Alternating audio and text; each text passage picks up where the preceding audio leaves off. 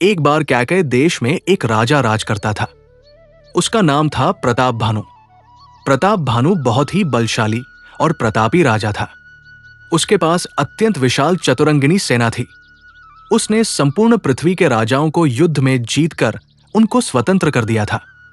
पूरी पृथ्वी पर वो अकेला चक्रवर्ती राजा था। राजा प्रताप भानु का बल पाकर पूरी धरती मनचाही वस्तु देने वाली हो गई थी। उसके राज में सभी स्त्री पुरुष सुखी और धर्मात्मा थे। राजा प्रताप भानु का एक मंत्री था, धर्मरुचि। धर्मरुचि श्रीहरि के चरणों का बहुत प्रेमी था। राजा उस मंत्री के कहने पर गौ, गुरु, देवता, संत, पितर और ब्राह्मण इन सब की बहुत सेवा किया करता था। उसने बहुत सारे तालाब, कुएं, बाग बगीचे, ब्राह्मणों के लिए घर तथा देवताओं के सुंदर मंदिर बनवाए। राजा के मन में कुछ भी प्राप्त करने की चाहत नहीं थी। वो जो भी कार्य करता उसे श्री हरि को समर्पित कर देता। एक बार प्रताप भानु शिकार खेलने विंध्याचल के घने जंगलों में गया। वन में घूमते हुए उन्हें एक सूअर दिखाई पड़ा। वो सूअर बहुत विशाल और मोटा था। देखने में किसी राक्षस की तरह लगता था। राजा उसका पीछा करने लगा। उसके पीछे पीछे भागते भागते राजा बहुत दूर निकल आया।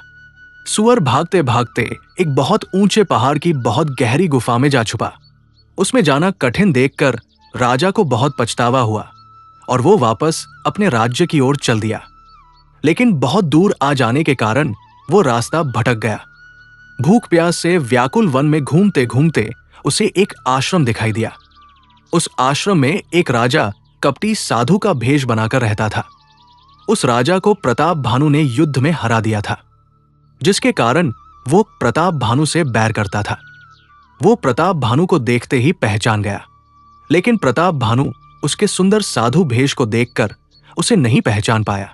उसने भी प्रताप भानु को अपनी पहचान नहीं बताई और न ही प्रताप भानु ने उसे अपनी पहचान बताई। उसने राजा को अपने आश्रम में शरण दे दी। बच्चों, इस कहानी से आज हमने सीखा कि जब किसी देश का राजा सच्चा होता है, मेहनती होता है, शक्तिशाली होता है, हमेशा अपनी प्रजा के हित के लिए ही सोचता है, जो हर परिस्थिति का मजबूती से सामना करता है और जिसका हृदय अच्छे लोगों के लिए बहुत मुलायम होता है और दुष्ट लोगों के लिए बहुत कठोर होता है, ऐसा राजा सबका प्रिय होता है। ऐसे राजा के राज्य में अच्छे लोग सुख पाते हैं और बुरे लोग डर से हमेशा चुप रहते हैं। बच्चों, जैसे प्रताप भानु पूरे दिन धर्म के अनुसार काम करता था और अपने पूरे दिन भर के कार्य को प्रभु को सौंप देता था, इसी तरह हमें भी पूरे दिन अच्छे अच्छे काम करके अपने सभी कार्य प्रभु को समर्पित कर देने चाहिए। बच्चों, हमें हमेशा ऐसे व्यक्ति को राजा चुनना चाहिए जो किसी एक आदमी के हित के लिए नहीं बल्कि पूरे देश के हित के लिए कार्य करे। बच्चों, साधु की पहचान उसके वस्त्र से नहीं, उसकी इंद्रियों के संयम से होती है। साधु का भेष धारण करके साधु जैसा दिखने में और साधु हो जाने में बहुत बड़ा अंतर है। जैसे डॉक्टर का कोट पहन लेने से कोई डॉक्टर नहीं बन जाता, डॉक्टर बनने के लिए तो बहुत कठिन परिश्रम करना पड़ता है, वैसे ही साधु का भेष धारण कर लेने से कोई साधु नहीं बन जाता।